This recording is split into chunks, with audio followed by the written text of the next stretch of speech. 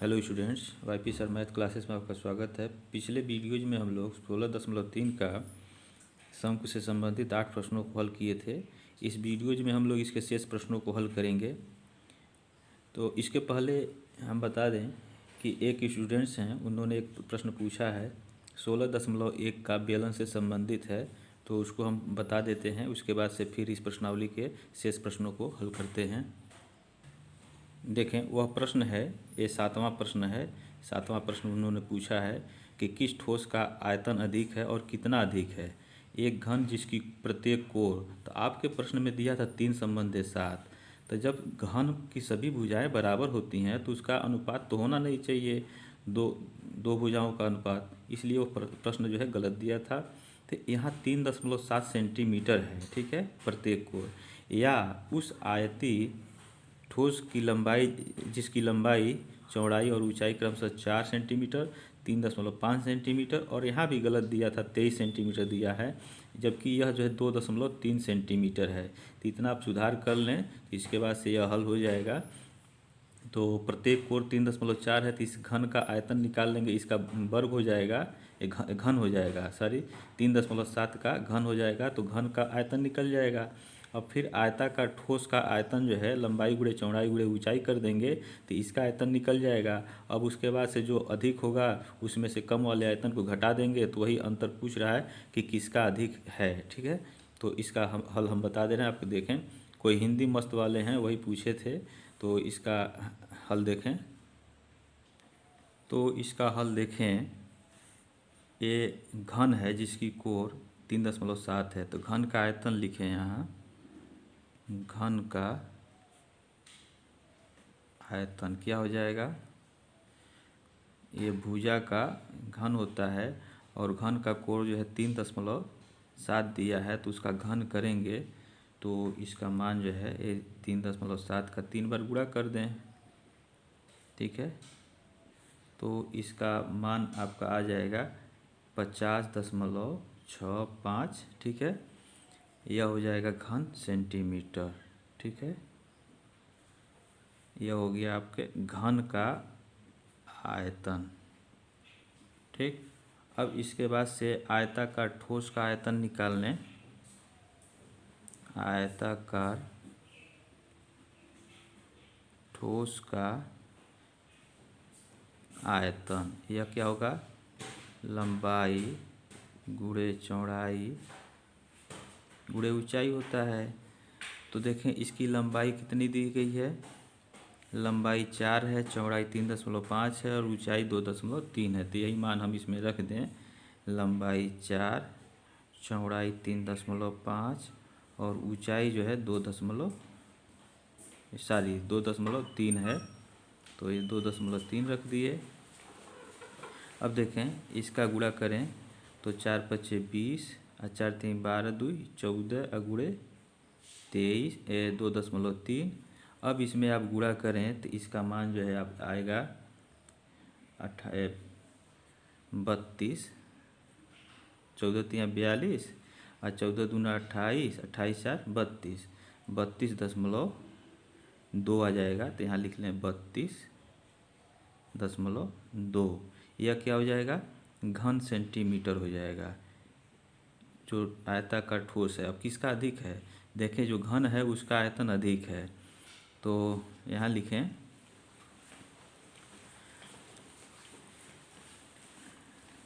तो यहाँ देख रहे हैं कि घन का आयतन अधिक है और आयताकार ठोस का आयतन उससे कम है। तो यहाँ लिखेंगे घन का बढ़ा हुआ आयतन, ठीक है। यहाँ लिखें घन का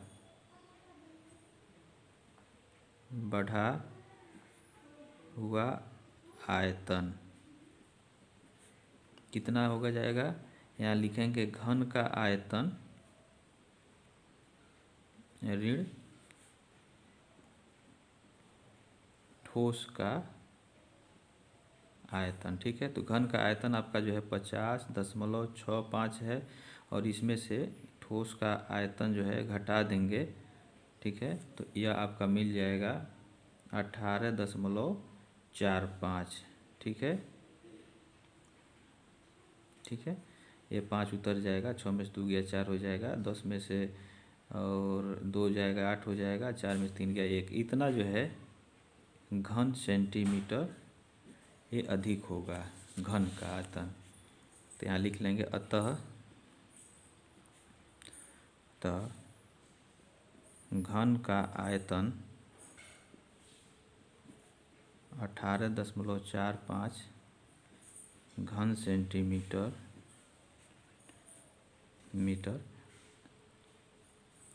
अधिक होगा।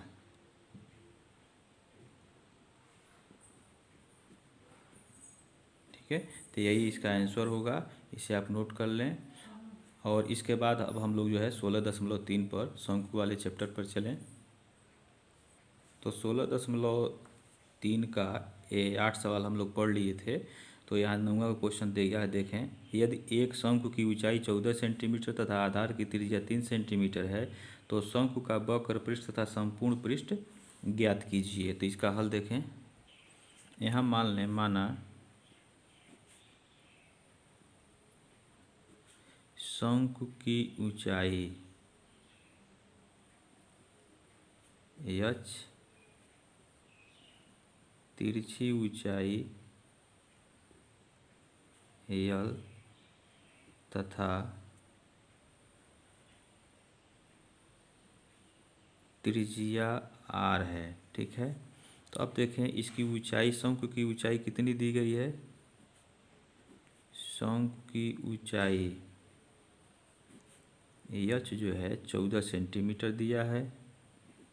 ठीक है, आधार की त्रिज्या जो है यह आपका r दिया है 3 सेंटीमीटर। ठीक है, अब इसका वक्र पृष्ठ पूछ रहा है, तो वक्र पृष्ठ पाई आर एल के बराबर होता है। तो तिरछी ऊंचाई हम निकाल लें। तिरछी ऊंचाई एल बराबर होता है √h² प्लस r² के बराबर होता है। ठीक है,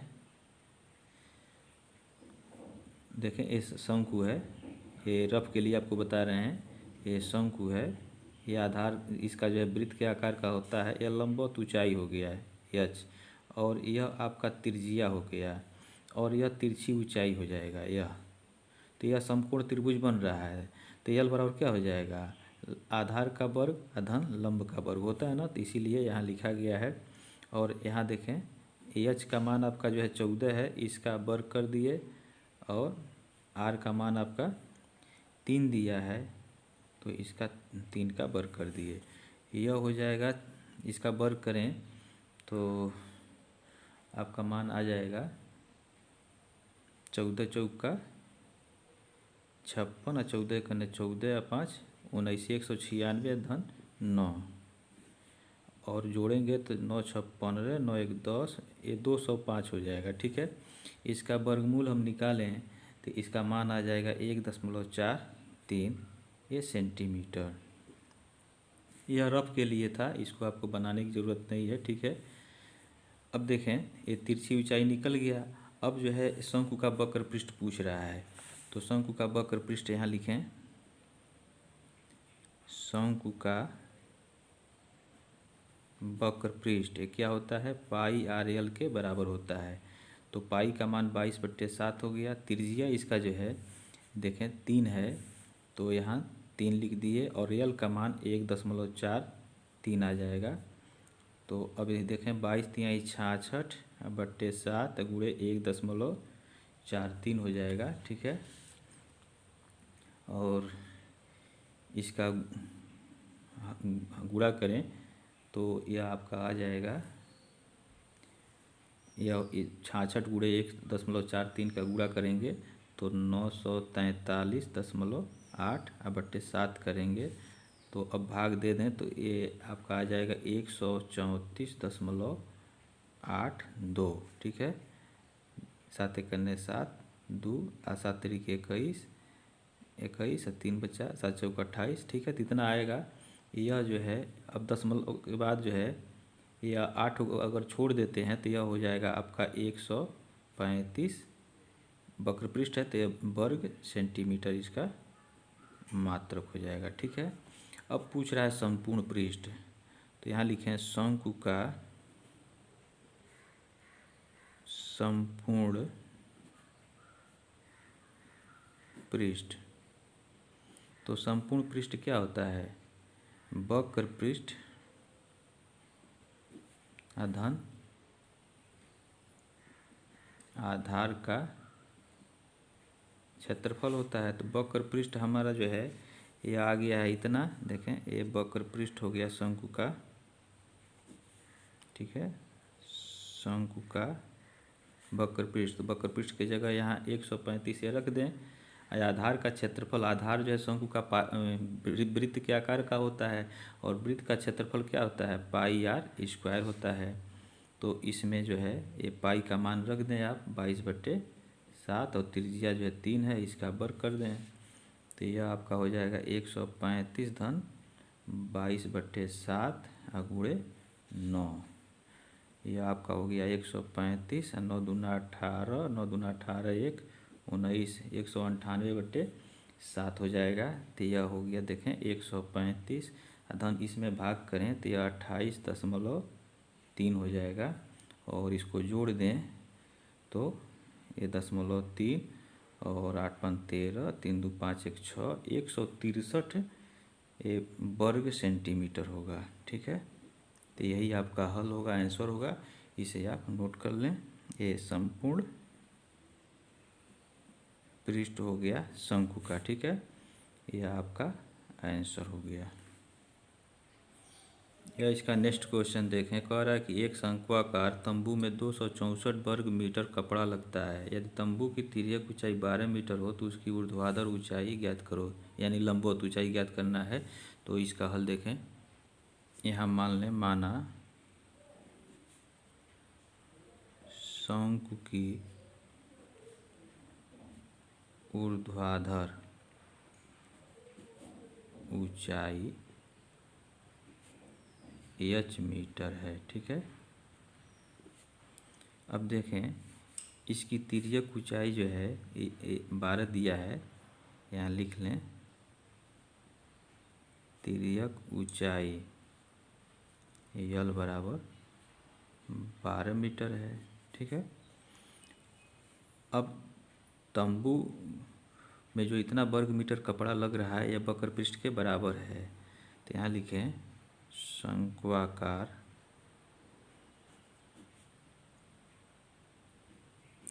तंबू का वक्र पृष्ठ, ठीक है, यह कितना दिया है? ये 264 दिया है, और ये फार्मूला इसका क्या होता है? यह होता है पाई आर एल के बराबर होता है। तो यह हो गया 264। अब देखें यल इसका दिया हुआ है 12, तो यहाँ रख दें। तो आर हमको चाहिए, तो आर बराबर हो जाएगा 264/पाई इंटू यल।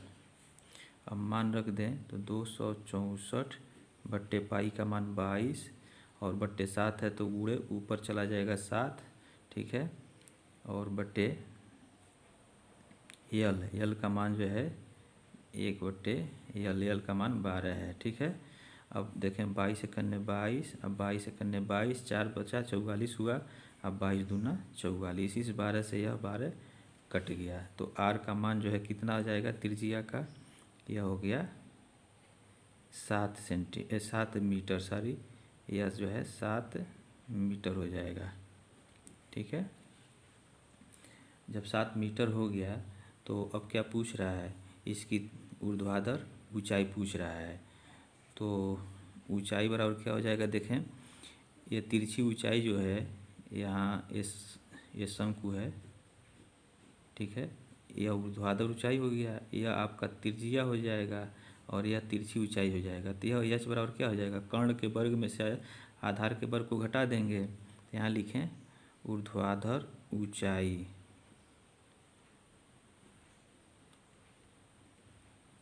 एच बराबर √ क्या हो जाएगा? AL² minus R²। तो इसमें देखें ये रफ के लिए है, तो यहाँ यल का मान जो है आपका 12 दिया हुआ है। देखें यल जो है 12 है, तो यहाँ हम 12 का वर्ग कर लेंगे और आर जो है आपका 7 है, तो 7 का वर्ग घटा देंगे और वर्गमूल ले लेंगे। ठीक है, तो इसका वर्ग जो है कितना हो जाएगा, 144 हो जाएगा 12 का, और 7 का 49 हो जाएगा। इसको घटा करके वर्गमूल लें तो देखें ये 14 में से 9 गया 5, 13 में से 4 गया 9, यह 95 हो जाएगा। ठीक है, और इसका वर्गमूल हम लेते हैं तो 9.7 समथिंग आएगा, तो इतना जो है मीटर हो जाएगा। ठीक है, यह ऊंचाई, ऊर्ध्वाधर ऊंचाई जो है, इसलिए लिखेंगे ऊर्ध्वाधर ऊंचाई h बराबर 9.7 मीटर। तो यही आपका आंसर होगा। ठीक है, इसे आप नोट कर लें। और इसके बाद इस प्रश्नावली के शेष प्रश्नों को हम लोग अगले वीडियोज में पढ़ेंगे। और पिछले वीडियोज में आपको शंकु पर आधारित एक प्रश्न दिया गया था, और जिसमें कुछ स्टूडेंट्स ने इसका आंसर देने का प्रयास किए हैं। इसमें देखें, ये शंकु के आधार की त्रिज्या है। शंकु के आधार की त्रिज्या जो है आर बराबर दिया गया था 7 सेंटीमीटर। ठीक है, तो इसके आधार का क्षेत्रफल पूछा गया था। तो अब आप देखें कि यह शंकु है। ठीक है, ये शंकु है। जैसे जोकर का टोपी होता है ना, या बच्चे जन्म बर्थडे में टोपी लगाते हैं, वो वही जो है शंकु के आकार का होता है। तो यह जो इसका नीचे वाला आधार है, यह वृत्त के आकार का है। तो इसी आधार का क्षेत्रफल पूछा गया था। तो आधार का क्षेत्रफल, ये शंकु के आधार का क्षेत्रफल, यह चूँकि आधार जो है वृत्त का है, तो वृत्त का क्षेत्रफल पाई आर स्क्वायर होता है।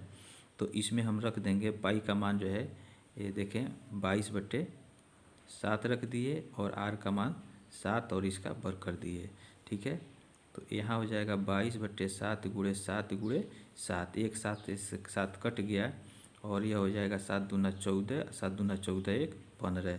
इतना जो है 154 वर्ग सेंटीमीटर इसके आधार का क्षेत्रफल होगा। ठीक है, तो यही इसका आंसर होगा। इसे आप नोट कर लें। एक दूसरा प्रश्न आपको दिया जा रहा है, उसका आंसर आप कमेंट बॉक्स में देंगे। ठीक है, एक जो है शंकु है, एक शंकु है जिसकी त्रिज्या, शंकु की त्रिज्या आर बराबर ये 7 सेंटीमीटर है। ठीक है, 7 सेंटीमीटर है, और तिरछी ऊंचाई यह 8 सेंटीमीटर दिया हुआ है, यल बराबर। ठीक है, शंकु की आधार की त्रिज्या 7 सेंटीमीटर और तिरछी ऊंचाई जो है 8 सेंटीमीटर दिया हुआ है। तो शंकु का वक्र पृष्ठ कितना होगा, इसका आंसर आपको कमेंट बॉक्स में बताना है। Thank you very much.